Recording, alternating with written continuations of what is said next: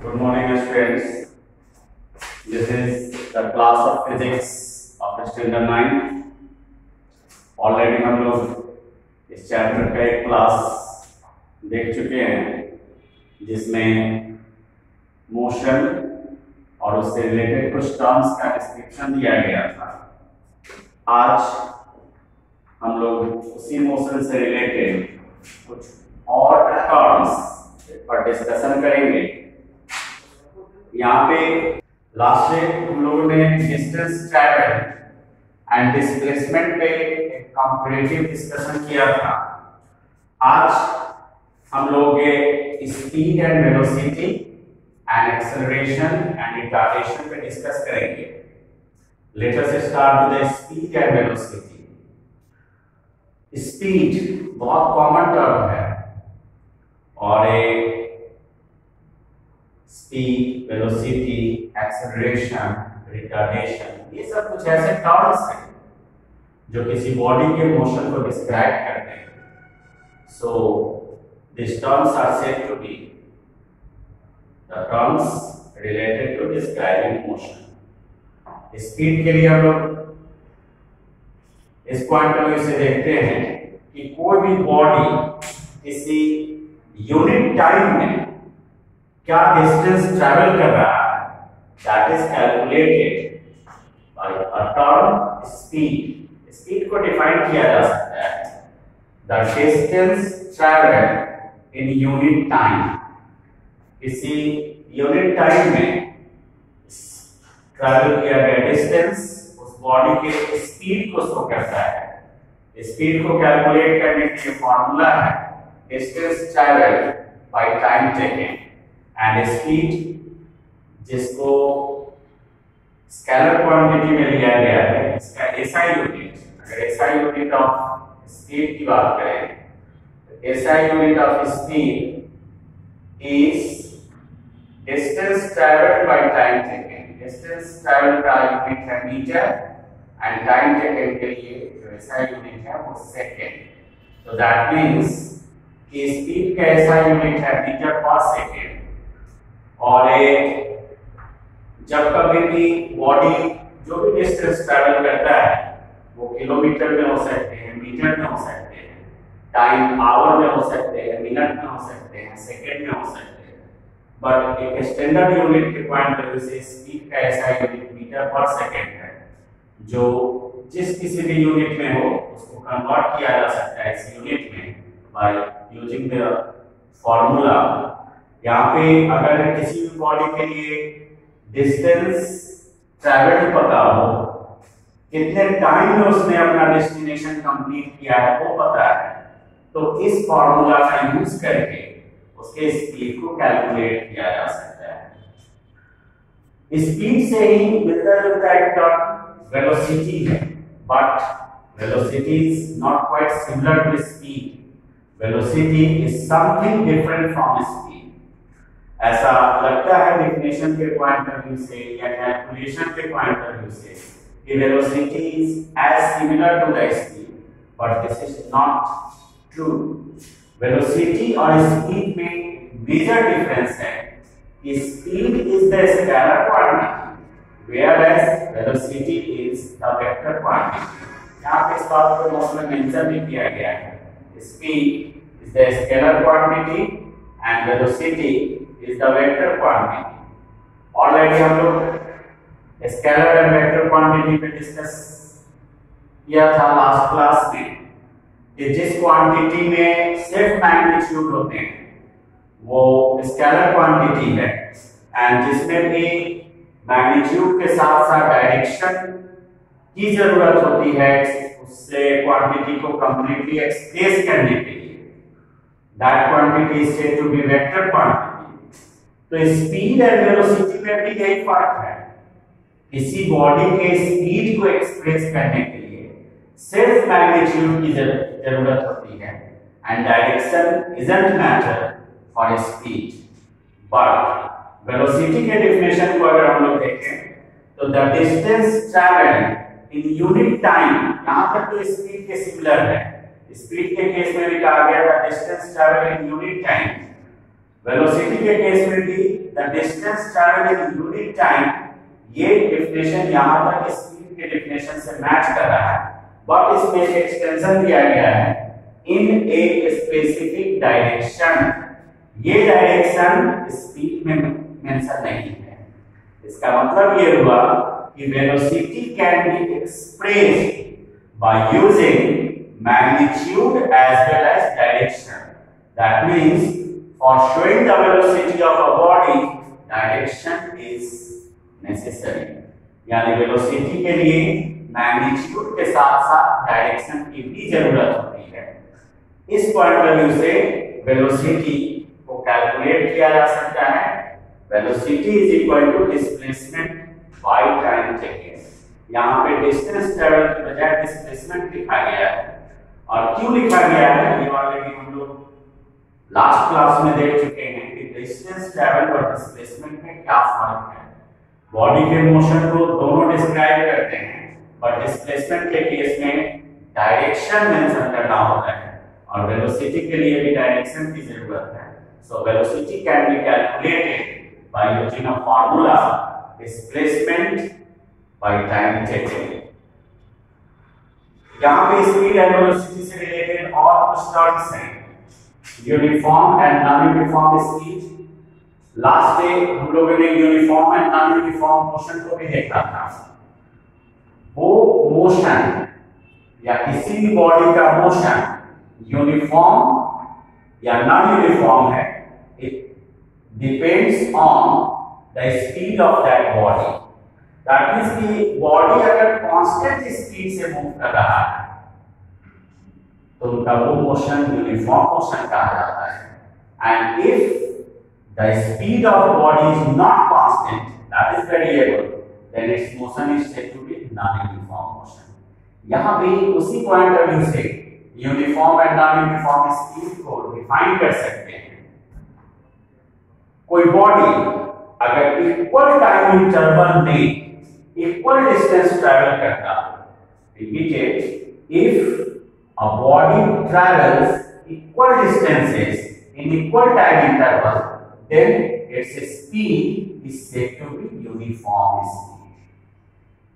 जबकि अगर body equal time interval में इक्वल डिस्टेंस ट्रैवल ना करके अनइक्वल डिस्टेंस ट्रैवल करता हो, तो that speed is said to be non uniform speed. इसका मतलब ये हुआ कि अगर बॉडी में मोशन यूनिफॉर्म है, दैट मींस उसका स्पीड यूनिफॉर्म होगा, और in case if the body has non uniform motion means its speed will be non uniform.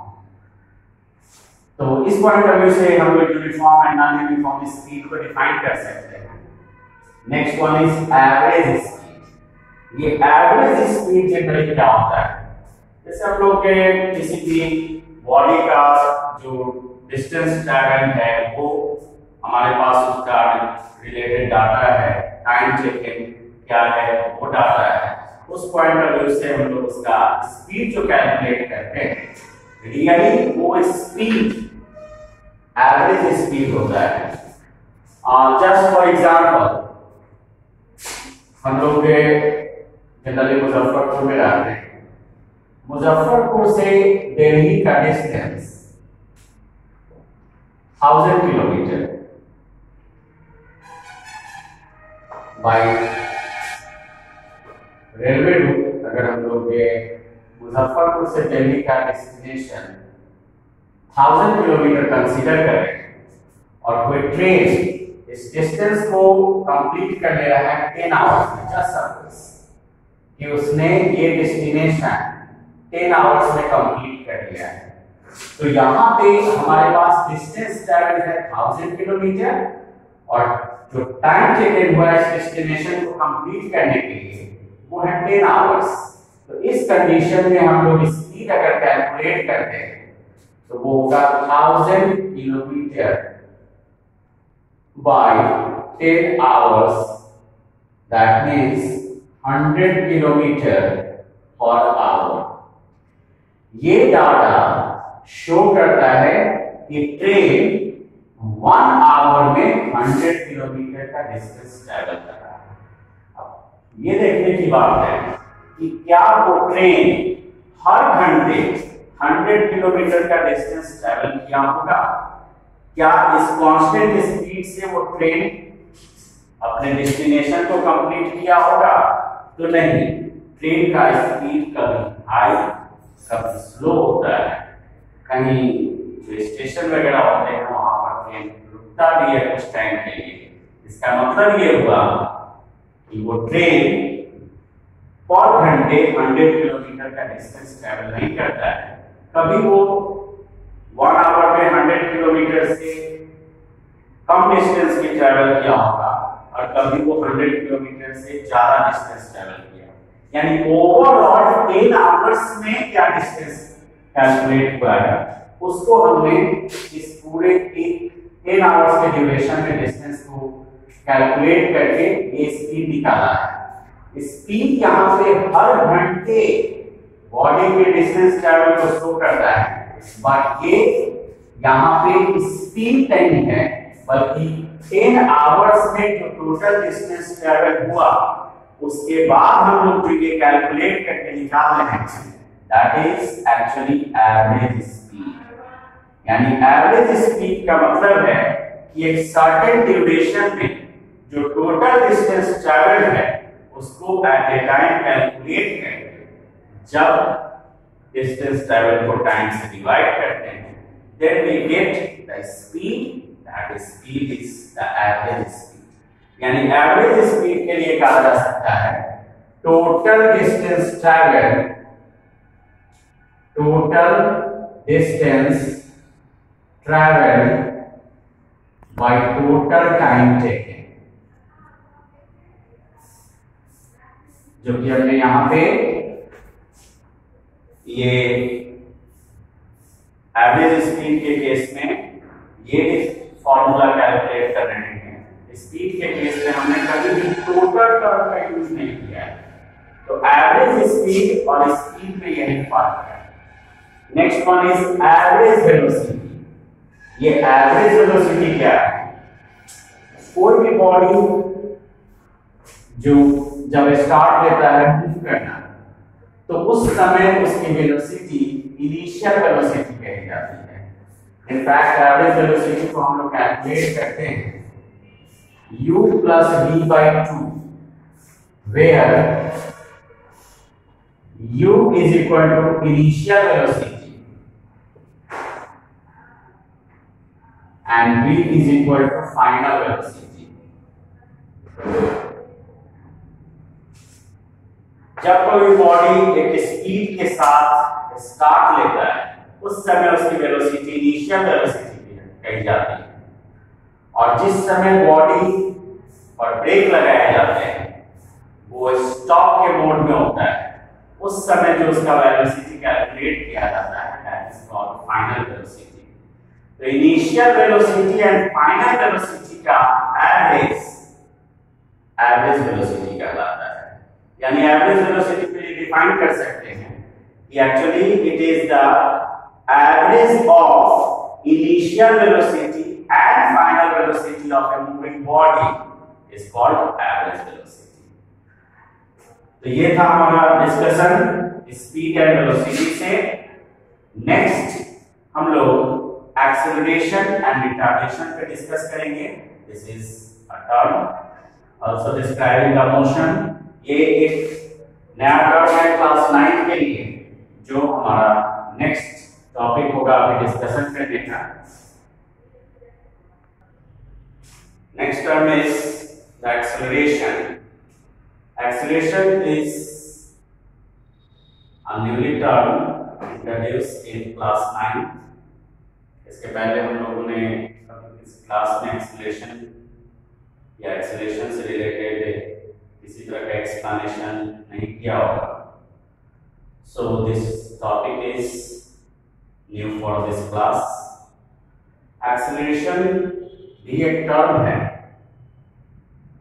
जो बॉडी के मोशन को डिस्क्राइब करता है एक स्पेसिफिक वे में। एक्सेलरेशन के डेफिनेशन को अगर हम देखें तो एक्सेलरेशन के लिए कहा जाता है the rate of change in velocity of a body is known as acceleration. The rate of change in velocity, किसी भी बॉडी में वेलोसिटी जिस रेट से चेंज हो रहा है उसको हम लोग एक्सेलरेशन कहते हैं। एक्सेलरेशन इनफैक्ट हम लोग डे टू डे लाइफ में इस चीज का एप्लीकेशन, इस चीज को एज एन एप्लीकेशन हम लोग यूटिलाइज भी करते हैं। जैसे गाड़ी वगैरह जब हम चलाते हैं तो उसमें एक पार्ट होता है एक्सेलरेटर। एक्सेलरेटर का काम क्या होता है? जब गाड़ी स्टार्ट लेते हैं तो इसकी स्पीड को बढ़ाना एक्सेलरेटर का काम है। जस्ट एक्सेलरेशन वही है, किसी बॉडी का जो भी एक सर्टेन स्पीड है उस स्पीड को रेज अप करना, उस स्पीड का बढ़ना एक्सेलरेशन कहलाता है। यानी एक्सेलरेशन में किसी भी बॉडी का वेलोसिटी चेंज करता है और एक पार्टिकुलर टाइम में अगर ये चेंज को कैलकुलेट किया जाए तो this is said to be acceleration. यहाँ पे rate of change in velocity इसी पॉइंट ऑफ व्यू से, यानी कोई भी बॉडी यूनिट टाइम में जो अपना वेलोसिटी चेंज कर रहा है उसको अगर कैलकुलेट करते हैं तो वो बॉडी के एक्सेलरेशन को शो करता है। यहाँ पे इक्वेशनली अगर हम देखें तो acceleration is equal to the rate of change in velocity, means acceleration is equal to final velocity minus initial velocity। change in velocity का मतलब है कि जो टाइम ड्यूरेशन है उसमें बॉडी में क्या चेंज हुआ है वेलोसिटी के लिए, तो एक सर्टेन टाइम के बाद जो बॉडी का वेलोसिटी होता है that is called final velocity. और जब बॉडी स्टार्ट लिया है जो इनिशिएटिंग फेज में जो उसका वेलोसिटी होता है that is called initial velocity. तो acceleration final velocity minus initial velocity by time taken to change the velocity. ये वो टाइम है जिस टाइम में उसका वेलोसिटी चेंज हुआ है, यानी इनिशियल वेलोसिटी से फाइनल वेलोसिटी आने में जो टाइम टेकन हुआ है दैट इज टेकन हियर। तो acceleration is equal to final velocity minus initial velocity by time taken. Symbolic form में अगर हम देखें तो एक्सेलरेशन को a से डिनोट किया जाता है। Final velocity is symbolised by v, initial velocity को स्मॉल u से रिप्रेजेंट करते हैं, टाइम टेकन को t से रिप्रेजेंट किया जाता है। So a is equal to v minus e by t. That is the formula by using this acceleration of a body can be calculated. इस formula के पॉइंट ऑफ व्यू से हम लोग एक्सेलरेशन को कैलकुलेट कर सकते हैं किसी बॉडी के। इनफैक्ट डेफिनेशन के पॉइंट ऑफ व्यू से हम ये देख रहे हैं कि acceleration of the body depends on velocity, और वेलोसिटी एक वेक्टर क्वांटिटी है, इसीलिए एक्सेलरेशन भी एक वेक्टर क्वांटिटी है। इसका ऐसा यूनिट मीटर पर सेकंड स्क्वायर है, क्योंकि अगर हम लोग यूनिट के पॉइंट ऑफ व्यू से देखें तो चेंज इन वेलोसिटी के लिए यूनिट है मीटर पर सेकंड, टाइम के लिए है सेकंड, जो सेकंड नीचे आएगा और बन जाएगा मीटर पर सेकंड स्क्वायर, जिसको कहीं कहीं ऐसा भी लिखा हो सकता है मीटर सेकंड इनवर्स स्क्वायर, यानी सेकंड जब ऊपर जाएगा तो उसका पावर माइनस हो जाएगा। तो मीटर पर सेकंड स्क्वायर या मीटर इनवर्स स्क्वायर इसका ऐसा यूनिट है, और एक्सेलरेशन एक वेक्टर क्वांटिटी है। इसी एक्सेलरेशन से रिलेटेड एक टर्म है रिटार्डेशन। जस्ट एक्सेलरेशन का रिवर्स केस है, जब गाड़ी स्टार्ट किया जाता है, बॉडी जब मूव करना शुरू होता है तो उस समय उसका वेलोसिटी रेज अप होता है, वेलोसिटी इंक्रीज करता है, उसका वो मोड एक्सेलरेटेड मोड होता है, यानी उस समय बॉडी में एक्सेलरेशन होता है। लेकिन जब कोई रनिंग बॉडी पर ब्रेक अप्लाई किया जाता है तो उसका स्पीड डाउन होना शुरू होता है। तो वो सिचुएशन निगेटिव एक्सेलरेशन या डी एक्सेलरेशन या रिटार्डेशन कहा जा सकता है। यानी retardation is just negative acceleration. That means on applying brake, when a velocity of body starts to decrease, that is the phase of retardation of the body. इसका मतलब ये हुआ कि अगर बॉडी में फाइनल वेलोसिटी इनिशियल वेलोसिटी से कम है, if final velocity is less than initial velocity,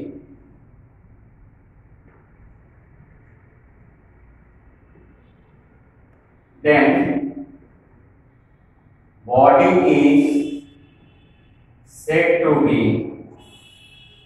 retarded या डीएक्सेलरेटेड। ये कब पॉसिबल है? जब एक मूविंग, तो रिटार्डेशन की पॉसिबिलिटी कब बनेगी?